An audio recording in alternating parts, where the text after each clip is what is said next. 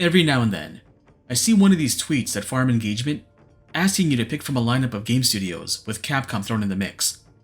And without even accounting for the other studios in the lineup, I'm gonna always pick the company that puts out more than one game per decade.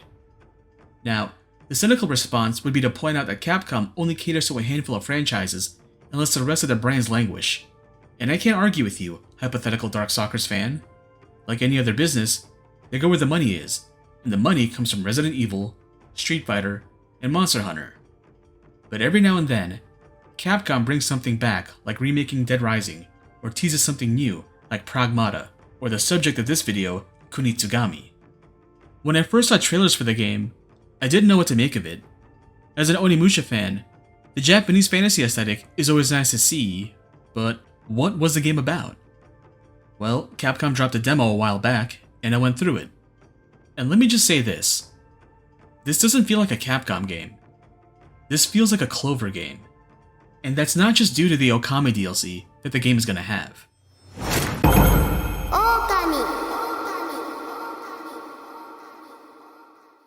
This feels like a title I expect to see from a handheld with its camera framing and interface, but it's on the RE engine, so it looks gorgeous.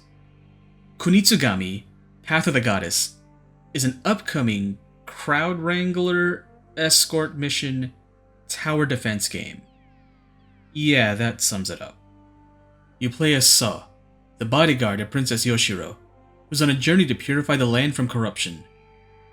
An evil force, known as a Seethe, has corrupted the local flora and fauna and held the townsfolk captive. With your katana, you can rescue townsfolk and recruit them to aid you in defending Yoshiro as she dances towards corrupted torii gates that serve as portals for the Seethe to invade the land. You select missions on the overworld screen, and each mission gives you an objective, whether it be to reach the end of the map and purge the corruption, or fight a boss-type enemy. Missions run on a day-night cycle, and you have to make the most of your time preparing for nightfall, as that's when the demons start popping up. The first thing you learn to do is to purge defilements. Get near one of these twitchy boys and hold down circle to purge them.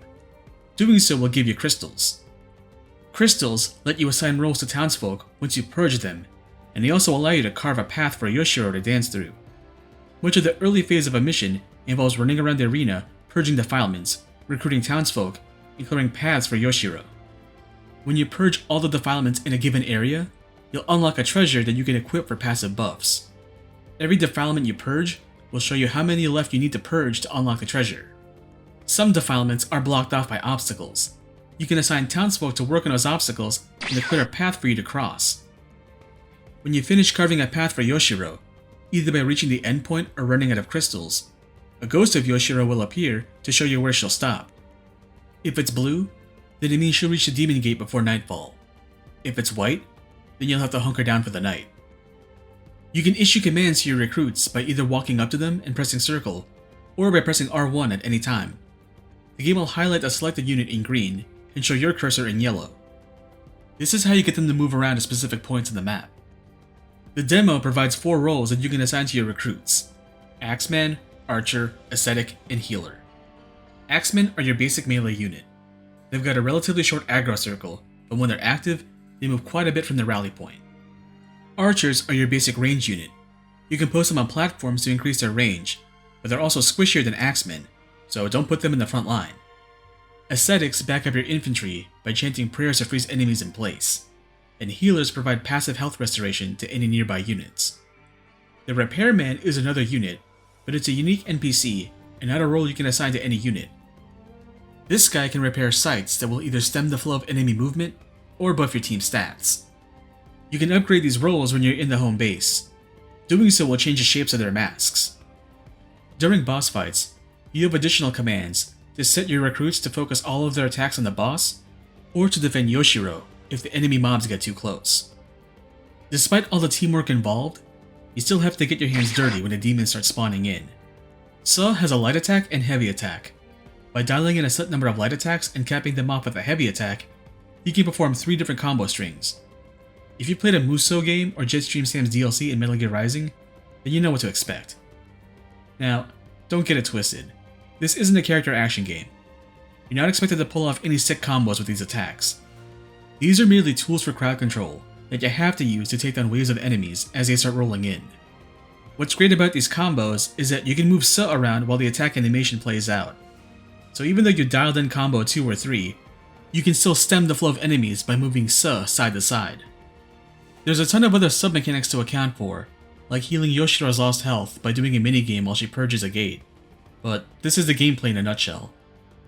Starting the demo cold, it can feel a bit daunting as tutorial tips pop up every couple steps you take, but that's understandable as the gameplay is unconventional. Once you get a handle of things, it can feel a bit meandering once you know where all the defilements are on the map, and you've optimized your team makeup. The devs knew that players didn't want to stand around and wait for Yoshiro to get to the fireworks factory, so you can fast forward the time by holding L1 and triangle. The real trick to account for in the game is to not develop tunnel vision when the fights ramp up. By the final demo mission, you get to choose between branching paths, and that affects where the enemy will attack you come nightfall. Besides the main gate that you're trying to guide Yoshiro towards, there will be smaller gates from different sides of the map that demons can spawn from to flank you. Also, stronger enemies get mixed in with the trash mobs, and they'll do serious damage to your squad and Yoshiro if you're not paying attention.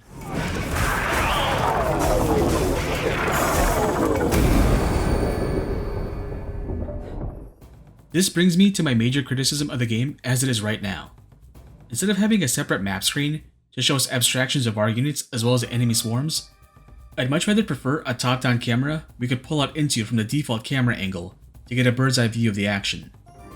So, to get back to what I said about this feeling like a Clover game. Being in the RE engine, it's no surprise that the game is gorgeous, but there are some design decisions that made the game feel like a budget title instead of a more prominent Capcom brand. The most notable thing about the visuals is that Yoshiro is the only character who shows her face in the game. Every other unit, including Sa, wears a mask, and that serves a gameplay purpose to easily identify which unit is which, but it also serves a budgetary purpose, as it means less time to work in realistic faces for games where the camera is set mostly at an isometric perspective. When it comes to audio, no one actually says anything, they just grunt to elicit emotions. But voice lines you do hear from either Yoshiro or the units is muffled by the ambient sound and music, and I think that's intentional. It makes me think of Okami, where everyone talks like a banjo character run through a MIDI codec.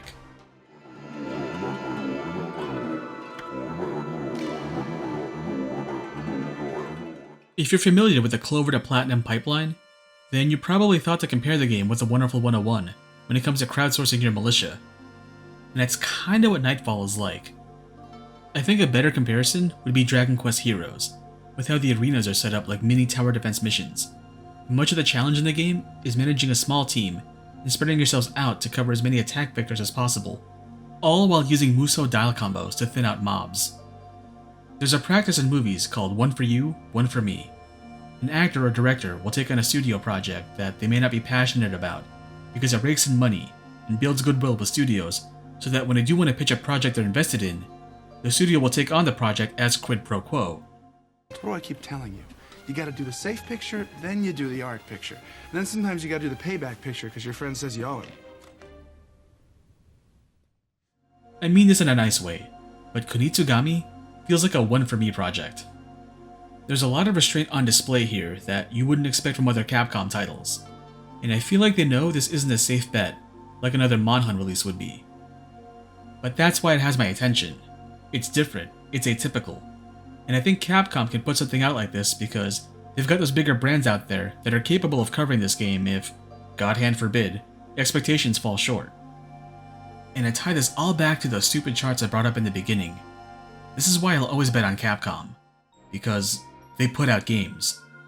And not just a tease for a game that has no concrete release date, or a project from a studio in their umbrella that they're gonna smelt regardless of its success. For every Street Fighter and Resident Evil, we get a Dragon's Dogma or Kunitsu-Gami. Try out the demo and let me know what you think about it.